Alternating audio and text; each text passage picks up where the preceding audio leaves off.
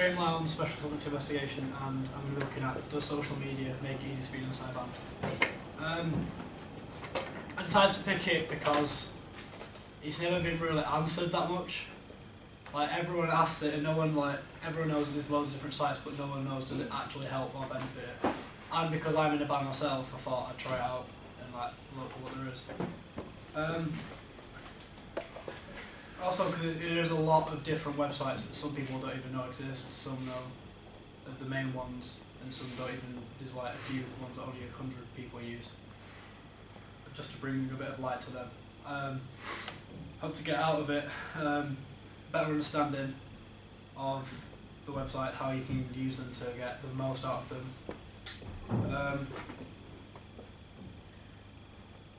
So yeah.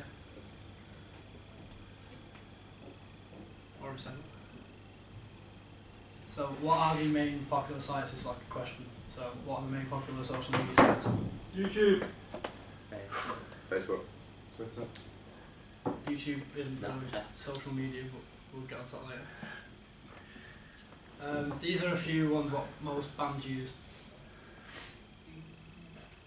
Yeah. We'll get on to Reverb Nation. With things like Facebook, it's more of a profile-based website, so you'll have your profile and you can use mostly for sharing photos, videos and posts about your band. Like, you can have different sections on pages, such as gig dates, merch, links, anything. MySpace, I don't really know if people still use it or not, but it was quite a popular site a while ago, and then it got shut down and now it's brought back up. Twitter is more for like short updates, like you just post a couple of sentences about a gig or a new song you brought out with a link, not for massive long-term posts like Facebook. Reverb Nation is like Facebook, but it's built primarily just for bands. Your band will have a profile, you can put music up, find other unsigned bands, signed bands, whatever. You can add each member as their own profile. It is really good. Snapchat, some bands use it, some bands don't. It's more for like pictures and short videos. Instagram as well, short videos, photos. Some bands use it, some bands don't. Not so popular sites. Bandcamp, everyone has heard of it. Not that many people use it.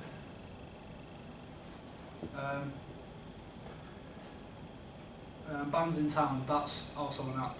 So you can put in your town, it'll tell you all the gigs that are going through your town, all the bands, different genres, stuff like that. Unsigned.com is just built for unsigned bands, and there's thousands and thousands of bands, but not many people, they don't get much out of it, because not many people know it exists and not many people use it. MP3.com as well, most people put the songs up there. For download, free downloads, not to listen to, if they like it, if they don't. There's a site called Twit Music, which is like Twitter but just for bands as well.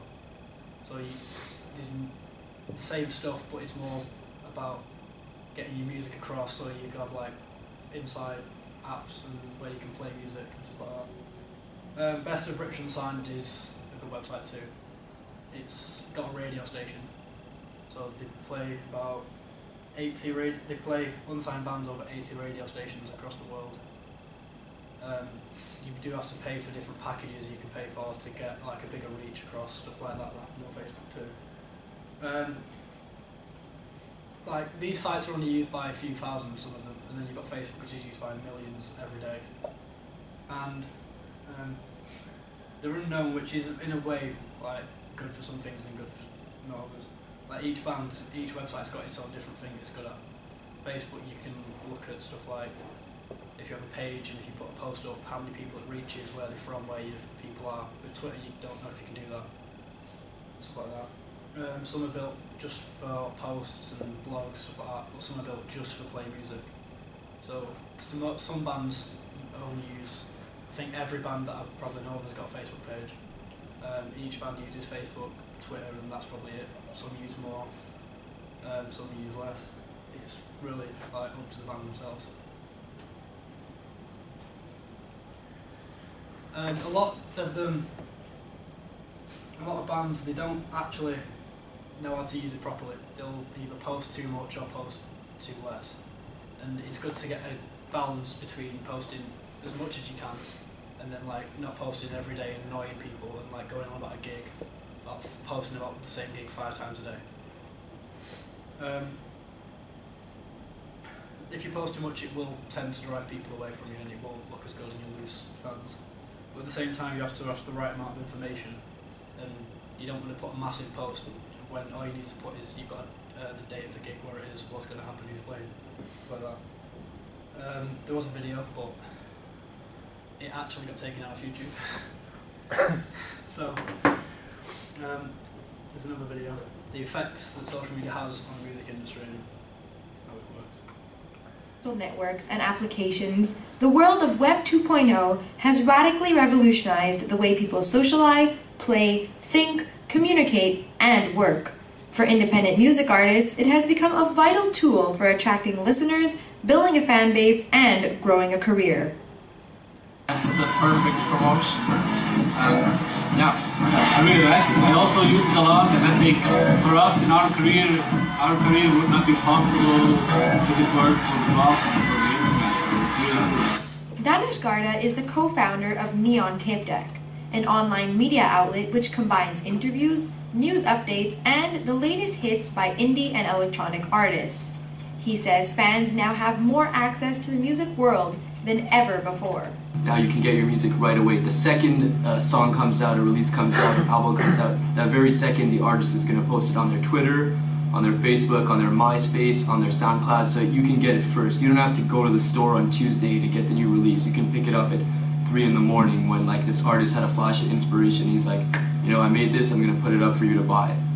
Above all, the rise of social networking has improved the relationship between fans and artists.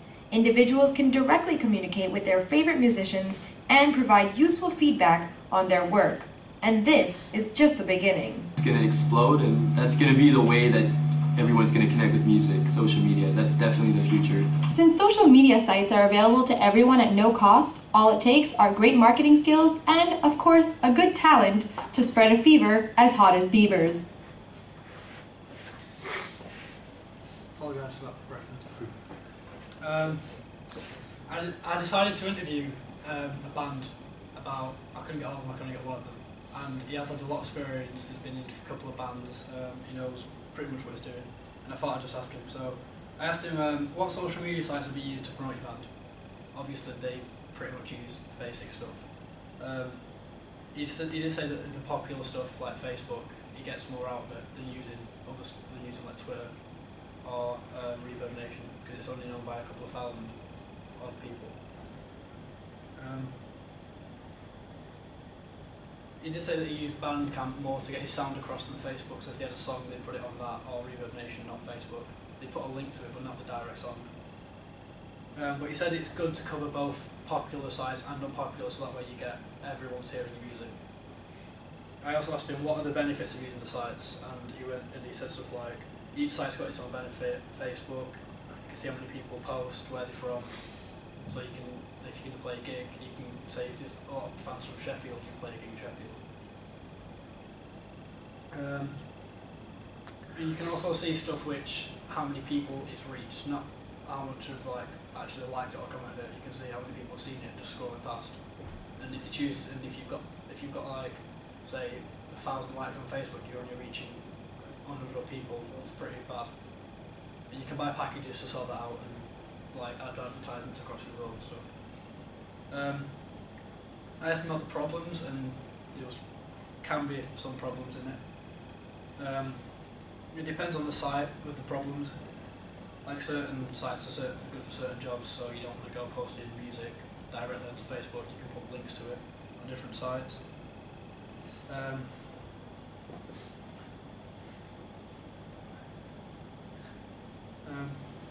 He says stuff like with Spotify and iTunes, they did put a song on there, but how they never bought it or listened to it. Only a couple, 50 people, they were just mates because they told them directly. No one found it by accident from America. Stuff like that, which was a pretty big problem because they'd gone to so much effort to get a really good sounding song recorded, mixed it and everything, and it got about 56 views. That was it, which is pretty rubbish. Then I asked which is his favourite, because you have to say Facebook because of the popularity and how good it is at getting across to everyone in the world.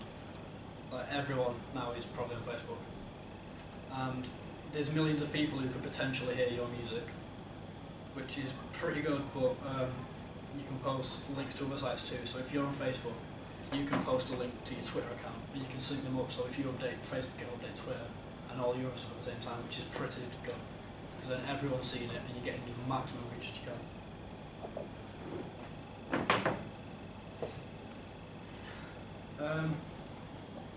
Overall, I found that I didn't really know much about social media sites and how bands use them until I did this, and I feel like it does make it pretty much easier, because before, like, the internet was a big thing.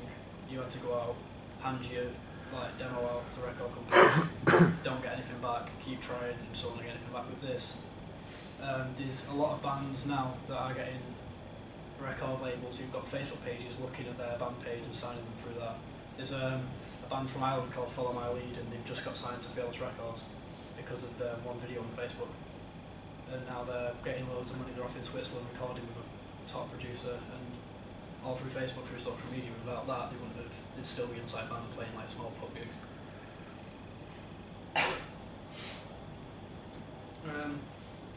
There is like a thing about it.